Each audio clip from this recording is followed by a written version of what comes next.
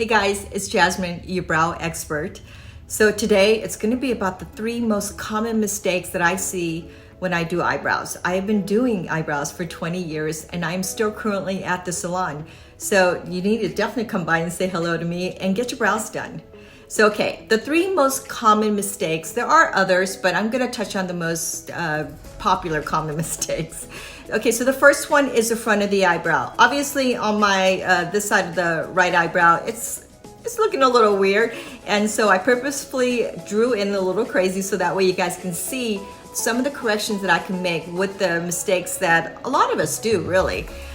So the front of the eyebrow, it's a little too dark, right? At times the front of the eyebrow here can always be a little lighter than the rest of the eyebrow. So try drawing your eyebrows from in the middle, on the middle, towards the end, and then work your way forward. So that way your pressure ends up getting a little lighter. You're not so heavy-handed that way.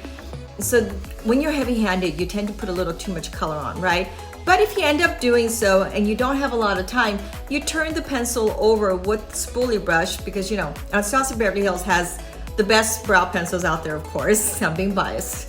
And all of them have this little spoolie brush. So if you just comb right over it, not so hard, you just want to lightly comb over the eyebrow, just up in the front, a little bit towards the middle to the end, just this way. Not all the way to the end, but you know what I mean, just right up in the front. When you just brush it up a little bit, just combing it through, you're really softening the color, and you can already see how much softer it is, especially compared to this side of the eyebrow. I'm gonna leave this side this way so that you guys can see the comparison of what I'm talking about. The second most common mistake I see is that the lower part of the eyebrow tends to be a little rounded. There's nothing wrong with rounded eyebrows, but it takes away from the fullness of the eyebrow. It takes away from that kind of youthful lift that we all want.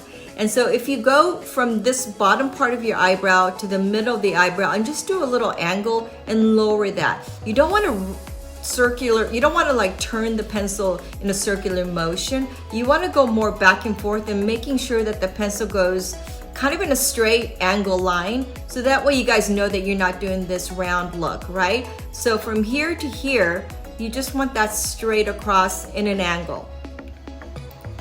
Pretty easy, right? And then you want to cradle it right up the outside a little bit, just a tiny bit.